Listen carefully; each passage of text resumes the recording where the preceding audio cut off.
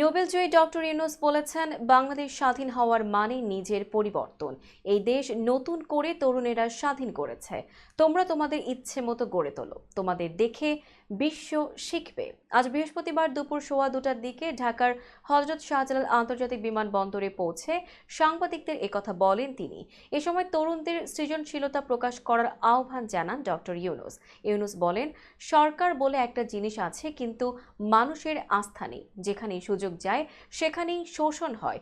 এটা সরকার হতে পারে না। নতুন করে যে সরকার হবে তা মানুষকে রক্ষা করবে, মানুষের আস্থাভাজন হবে। তাহলে মানুষও আমাদের সঙ্গে যোগ দেবে। এই নোবেলজয়ী বলেন, বাংলাদেশ একটি পরিবার, আমরা একসাথে চলতে চাই। এখন দেশের আইন শৃঙ্খলা পরিস্থিতি ব্যাঘাত ঘটছে, হামলা হচ্ছে জানিয়ে ডক্টর ইউনূস বলেন, এগুলো ষড়যন্ত্রের অংশ। আমাদের কাজ এগুলো রক্ষা করা, শৃঙ্খলা ফিরিয়ে নিয়ে আসা আমাদের কাজ। আমাদের যাত্রার শত্রু এসব ষড়যন্ত্র।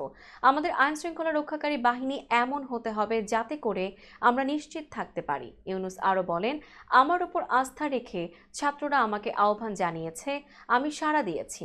আমার উপরে বিশ্বাস ও ভরসা রাখুন, তাহলে দেশের কোথাও কোনো জায়গায় হামলা হবে না। আমার কথা যদি আপনারা না শোনেন তাহলে আমাকে বিদায় দেন।